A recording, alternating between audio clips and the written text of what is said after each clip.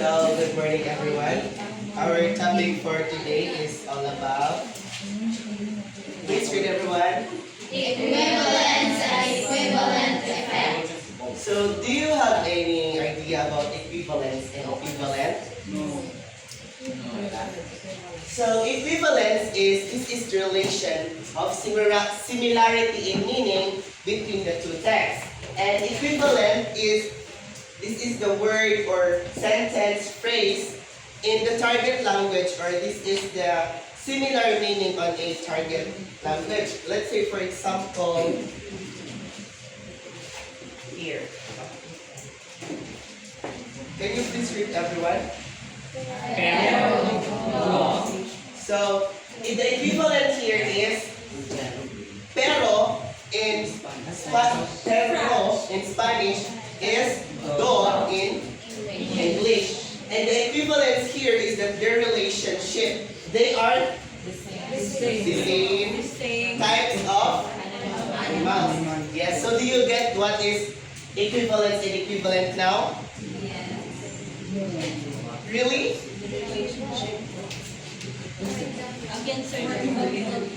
Huh?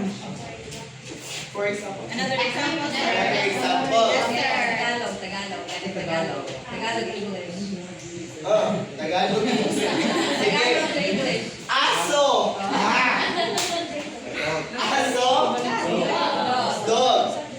Like the equivalent of the language, or the equivalent or the translation bitaw ang equivalent. This is the translation, like dog in English, in Tagalog, aso. The equivalence there is their relationship, like silang duha is same type of animals. Pareha silang animals, di siya cat. Kaya mo siya kuan. Kaya. Pusa! Pusa and cat. Equivalent. Equivalence, same type sila of animals. Dili siya bird.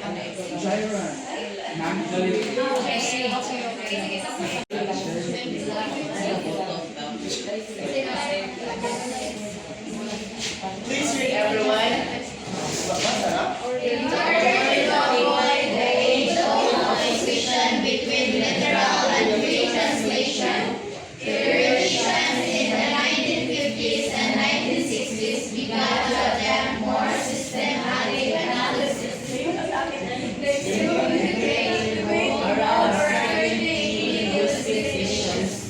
The most prominent were those of meaning and equivalence, discussed in Roman Jacobson's 1959 paper.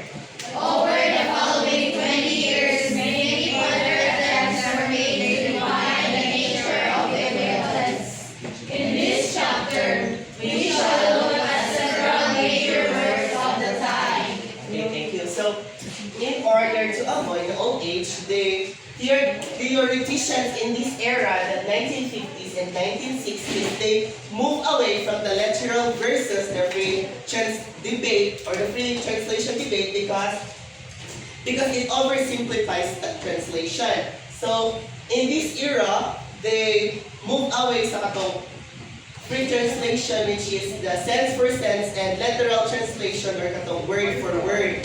Ni palit ni paano sila line for equivalence and equivalent. So the scholars started studying translation more in a systematic analysis, which is more structured scientifically and in organized way. Not just debating opinions like the literal and the free translation, but analyzing the language, the meaning of the language, and equivalence carefully. So, in this era also, equivalence became central because translation needed to explain how two texts from different language has the same value in translating into another language. Gets mo? Correct. Chicken. Nuggets. Chicken. Nuggets. Chicken. Okay, Rana. Gets from mga may. So they study translation in more structured and scientific and organized, not just katong free or the sense percent and word for word translation, but they analyze language more. So, in this chapter, we shall look at Eugenides, seminal concept, and better Newmark, Leonard scholars, will be reported by my co-reporters. So, Roman Jacobson, the meaning and equivalence. Please read everyone. Jacobson, 1959, focused on linguistic meaning and the problem of equivalence between languages. Thank you. Thank you. So Jacobson said that he focused on meaning itself and explained and explored the challenges on finding equivalence in when translating between the two languages. He was interested in how one message in one language could be converted into another language but has the same meaning. And he was influenced by Saussure's influence, the signifier and the significant. So signifier, this is the sound written or word. It is the written only. It is how you word and how you read this word. What is cheese? So this is signifier. Well, the signifier, it is the concept. What is cheese? So this is the food it is the food made from curds. So, you get scrap? Yeah. Yes, sir. Sure? Another example. So, Another example, sir. Tagalog or Chinese. Tagalog and Chinese. So, another example is tree. Tree, T-R-E-E. The signifier there is the word tree or how it is written. The signifier rather. The signifier there is that tree it is the idea of a tall plant that represents a gets na? What is signifier and signified? Signified at the tree. Signified. And signified the tree it is the concept of a tall plant. Signifier. The word itself, or how you pronounce So, it. bali ang meaning, Mura-mura. Kaya, Concept. so bali ang 65 kay mura siya textbook definition. Yeah, this is the concept of what the word is. So, the sign is arbitrary. This is natural reason why cheese means cheese. So, you know what is arbitrary, right?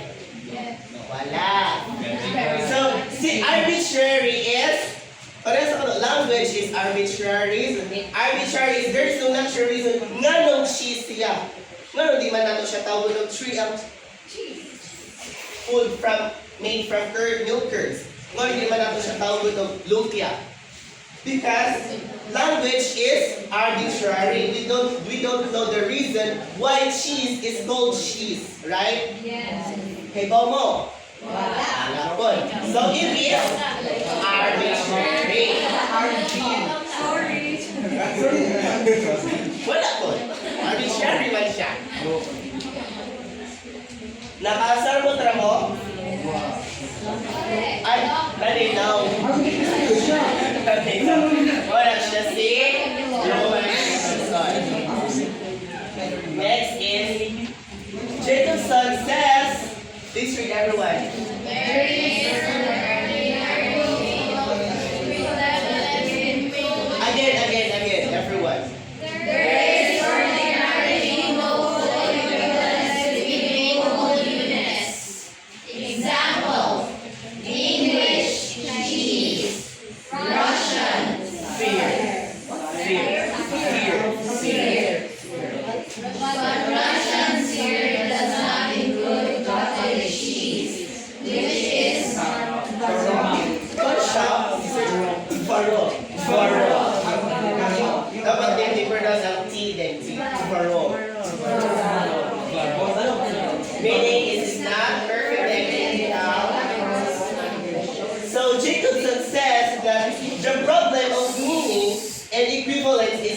because a language cannot convey a message, or a language cannot convey a message from another language.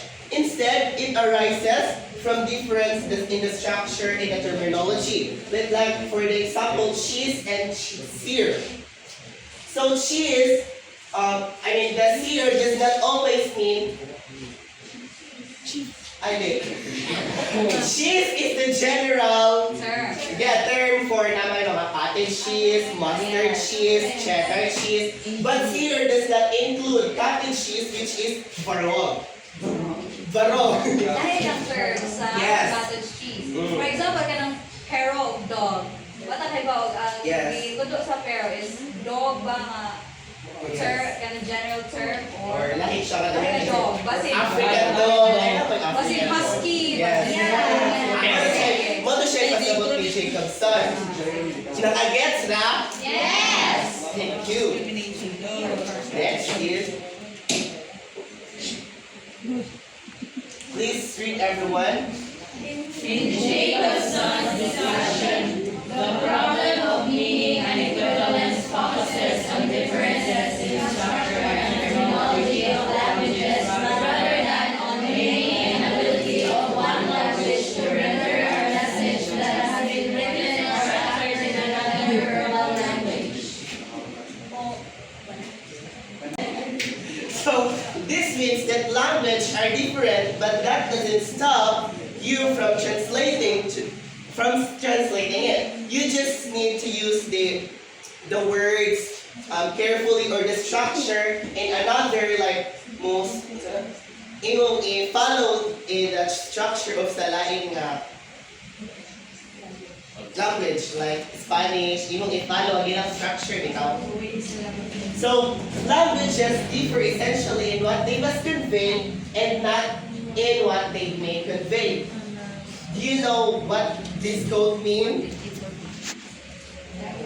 Language differ essentially in what they must convey and not in what they may convey. So this means that different language now have certain things that have to say, like languages differ essentially. It is obligatory. Language is obligatory to follow the structure of a language. Like they are obligatory to say the structure of Spanish. Like Spanish, mag-una kasagaran ang subject to subject.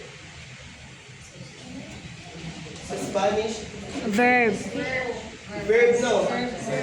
Oh, mag-una kasagaran ang verb. Bumatay ako na bukas ng no. Kasagaran mag-una ang Iba na verb. kay Spanish? Yes. Muna, example katong Spanish, kasagaran mag-una ilaha ang verb. Like, unlike in English, mag-una kasagaran dyan ang subject. So, in language now, we should follow what is the structure of the other language, but not in the way they may convey. This means that they can also say another things freely if they want to do. Like, they can include or leave out what is that required in language. Like, let's say for example here, language differ essentially they must convey. Example, I want to eat. In English, subject is always in the first manjot at the first. But in here, they may convey in Bisaya, kaon ko, mukhaon ko, di ba? Una ang verb. Ang subject here in Bisaya, it is flexible. Pwede na to siya ibutang sa kinaunhan, or pwede na to ibutang sa kinawian if we want to, because we are free to say, or it is optional on the speaker what they are going to convey, but language must essentially in what they must convey. Nakasabot ra. Kasabot ra may tao.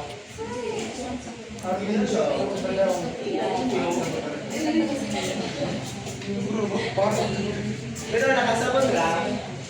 Nuggets. Chicken. So examples of difference are easy to find. They occur at the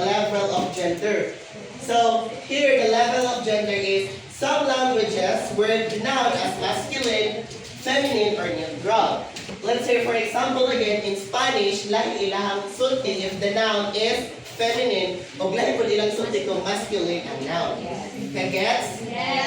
Next, next is the level of aspect. So, the word for certain concepts, I don't know. Languages express action differently in terms of completion, duration, or repetition. So, this means that in other language, malahi ang word if the verb is, if the action is completed, or the action is na siya yung duration kung sa siya kadugayon gamit mahitabo ang kuan like sa atua in English is if the verb is nahuman na or muna to ana na to ed, but in different language they change the word, the full word if the action is done.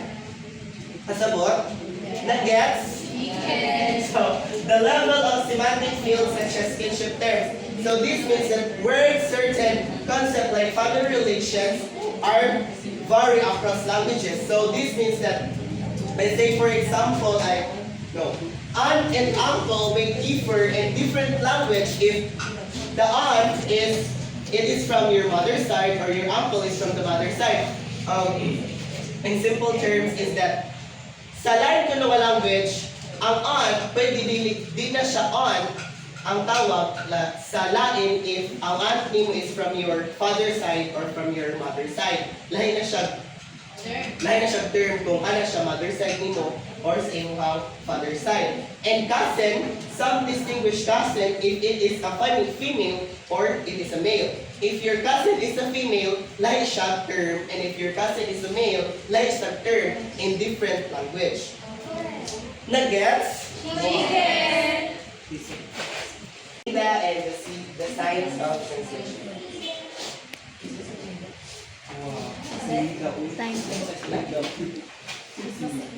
So, let's now proceed to Nida and the science of translating.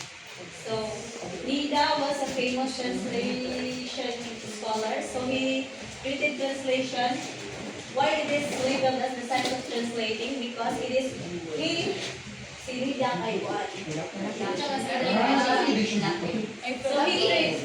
So it is stated like this, Nida the science of translating, because Nida treated kanang translating not just an art but also a science, because he believes that translation or translating must follow a systematic process.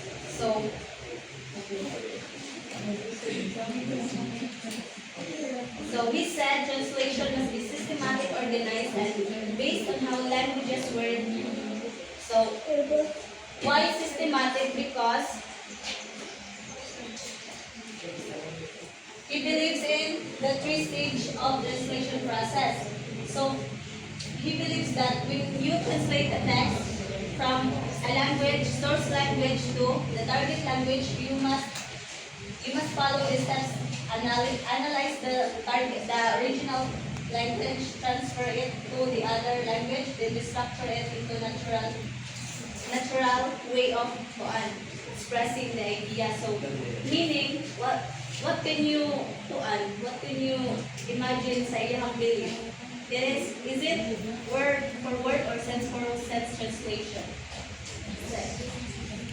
Based on the 3-stage translation process na iyang gate-1. Actually, this 3 process is been incorporated in his major works, and books man niya, and duha.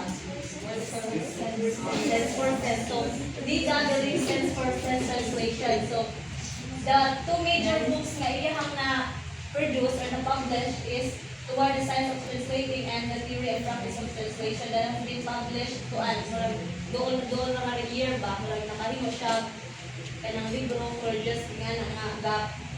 So, grabe ka right. So, aning toward the Science of Translating kay about ni siya sa theory and foundation of translation. Mo ang iyang kanang sud ba sa kaning libro, and then about ni siya sa kanang mga steps, mga mga framework kung saan ini-translate, then the theory and practice of translation kay diri na murag na yung mga drills and practices, mga application na siya ano nga libro.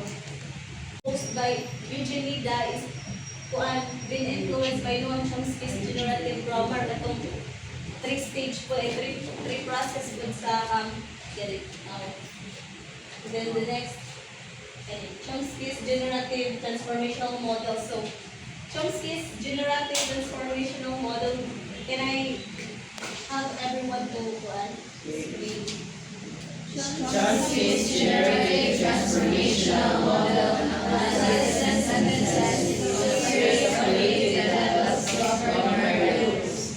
In a very simplified form, the key features of this model can be summarized as follows. So the first is the phrase structure rules generate an underlying or deep structure, which is the first generative transformational model by Noam Chomsky is just like the first process po ni Nida katong analyze. So this is just Eugenida katong ganina. Kani nga first ko ani Noam Chomsky it is kani ang katong kang Nida nga threefold process like inspired niya nga generative model. So ani nga kasabot ani nga first part kay katong analyze nga phase, katong mag-analyze sa original text. For example, a dog chased a cat. So this is just the meaning of the word itself. Katong mingon ka nga, you are not thinking of grammar yet, you are thinking of who did what. So katong nga phrase, a dog chased a cat, deep structure, phrase structure to siya. So may phrase structure, meaning ra siya, dili na ka mag-analyze nga to kanang mga structure sa words, mga rules, o nga na ba? So, pasabot na dyan siya. So, the next is transform by transformational rules relating one underlying structure to another. Example, active passive to reduce, kani final structure, maning ang final nga step. So, kani nga, this process is that transfer process. So, itong first nga, giingon ako itong threefold process, mo ni equivalent nga to transfer sa Nida. So, in this part, you are just going to translate the source from source text to the target language.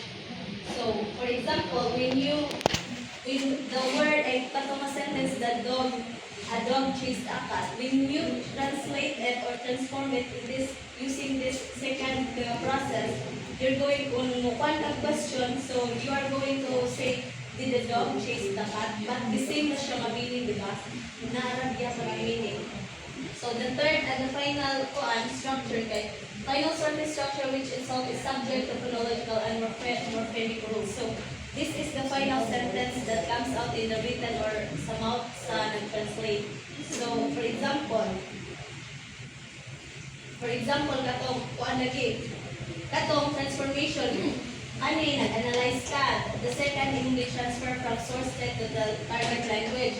Kani final siya nga mo come out. So dahil diri kani ikaduha nimo nga process kay tulo imong pagpilian sa translation. The final structure, the third process is kung unsa jud imong gipili nga atong tulo. Yeah. Sometimes. Sometimes ra.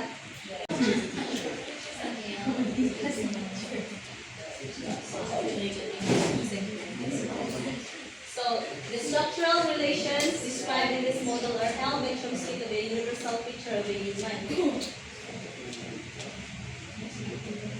So, Chomsky believes that all human languages share the same structure. Even if languages look different in the outside, they all start with meaning in the mind, use rules to form sentences, produce final sentence. So, according to Chomsky, he believes that all the languages can i-attribute structure na ay meaning and then na ay rules para maka-form of sentences and then motto, ingato ihang belief nga kanang i-translate, ingato yun magkuhan ka of meaning, unsay meaning sa words, then the rules nga imong gamiton so that you can arrive into that specific na translation nga imong gusto. And then the third katong kuan final na ka-output mo to iyang i-believe. So he believes ay kanang of course kanang in translating you have to know kernel sentences. What do you mean by kernel sentences? So kernel sentences kay basic sentences or simple sentences. So when you say kernel sentences, it is the foundation of all the sentences. Dapat before you arrive into the complex compound sentences, you have to know first the basic, the kernel sentences. For example, a dog chased a cat. So kernels, yes. So when you are going to make it into a compound or complex, muna ito nga magdagdag na ka mga laing na mga kuan objects and kanang subjects. So you have to know the basic according to yan. So kernel sentence katong basic or simple sentences mo ito ka mga declarative sentence na mga anong simple na basic. Kasabot mo So next, we can incorporate key features of transit model and design of translation. So maulit, masabda naman ako figure. Huwag pasabot. Source text. Huwag kong tayo ni. So then, original text. Ito ang gustong i-translate mo ito. Then you have the process nga, i-analyze yung source text. Huwag ka. The next, transferring mo from source text into the target text. So, mo na siya. I-transfer mo na nito yung process na i-reconstruct or i-restructure mo into the final na output sa target ng language mo na dito.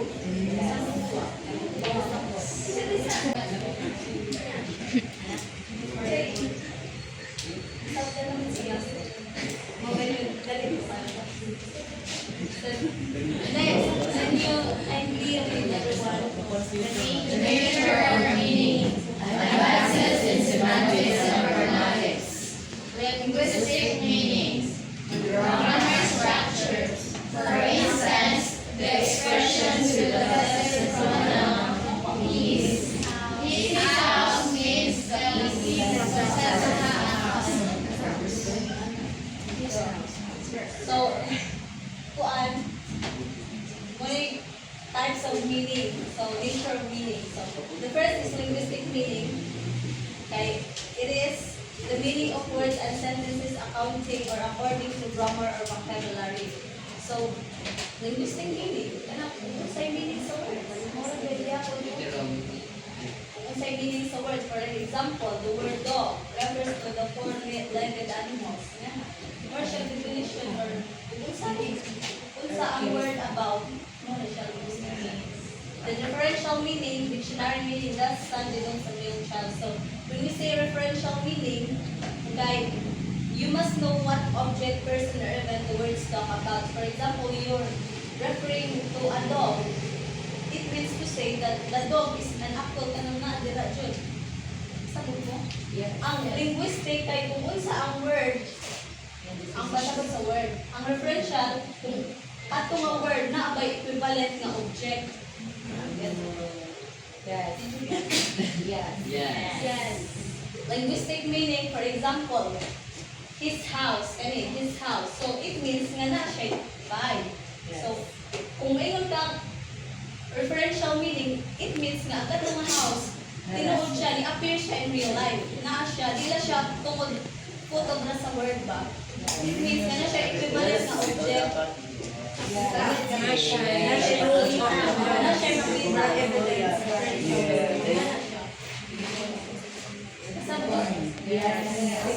Next, kay connotative meaning. So, emotional or associative meaning. So, in the phrase, don't worry about the sun, the word is the term of endearment or the instant context patronizing. So, the feelings or connotative, the feelings or emotions or cultural ideas attached to words. For example, the word dog. What can you without nga literal meaning or referential meaning? What can you na malay? Wala yung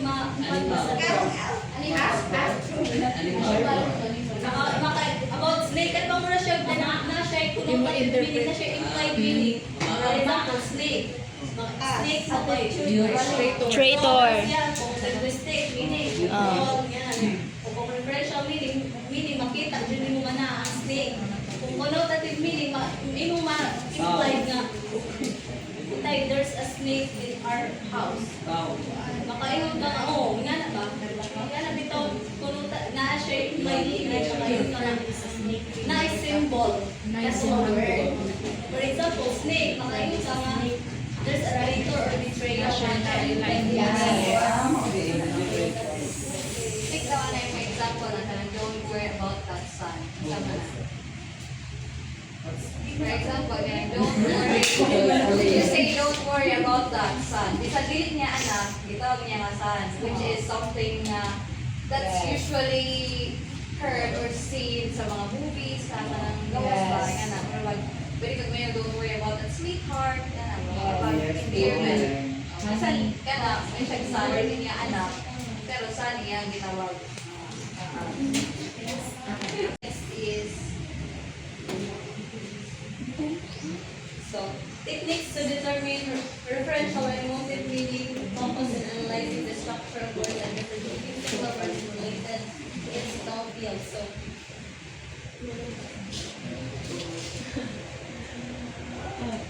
So techniques to know what a word really means, and referential meaning, and emotive meaning, and its implied meaning, and emotive meaning, we need to check the parts and hierarchical structuring, the parts of the word, and techniques of exponential analysis, which is comparing similar meaning of a word. For example, sa hierarchical structuring, kay kuan.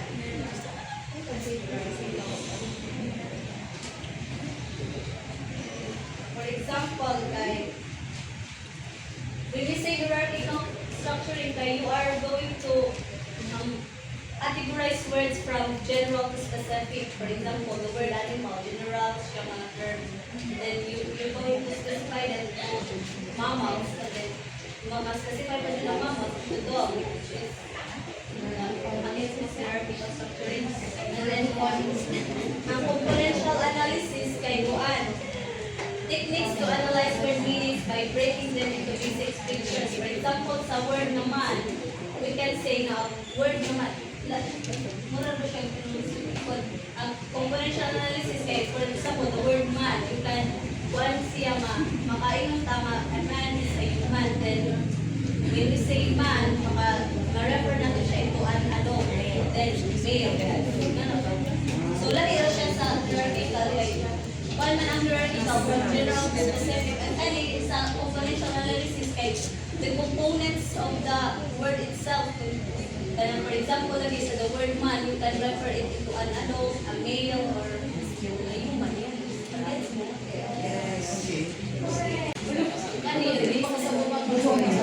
Again, kay componential analysis niya po siya kanang it only means na for example, generation 1,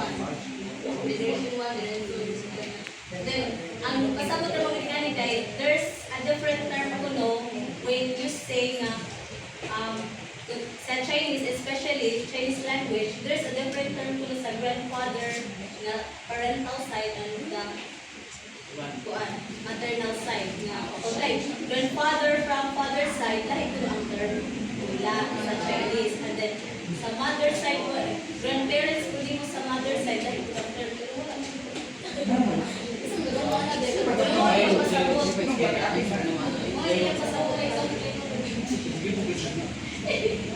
So, another technique is semantic structure analysis, in which Vida separates out before the meanings of spirit,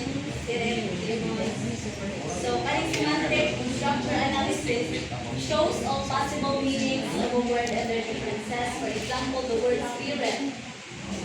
It could be ghosts, gods, angels, demons, alcohol. So, then it's a semantic structuring. You're going to list all the possible meanings of a word. And then it's nakalist naman sa possible meanings, you can categorize it into for example, angels, demons, gods. Yung nang i-categorize into kanang supernatural siya nga words. And then, ano nga alcohol, drink, substance. Nakatuwag ng spirit nga Wa na spirit ang ano bang nawa na ang kuan sa ako nawa na niya. Nawas sa. Wala sa. Because for you na under the influence sa kuan wala. I don't know. So, next. Equivalence. So, formal equivalence. 1 minute na lang naman. Equivalence. Sige, pareho. So, anong madali? Formal equivalence is word for word translation and dynamic equivalence is sense translation. So, need a village ka ng dynamic equivalence, of course, kaya ito naging ang process yan ito, diba? Then, when we say close translation, ano yung may close translation, kaya ganang word for word translation siya nga not really used for reading bitaw. They are used for studying. For example, kanang makabantay kung ano na yung mga libro nga there's kada page because there is a translation na lang like kasabot na yung text. Yan ba? Wala yung close translation. So, di siya para, ang purpose niya is for studying only, not for reading. Okay. Next, dynamic effect. Sense for sense na siya. Sense for sense translation. So, reader, again, dynamic equivalence is what the reader response. So, what can you find about reader response? Reader response, mura siya nag-focus sa, mura siya reader-centered ba? So, you focus on kanang usay masaktan sa reader. So,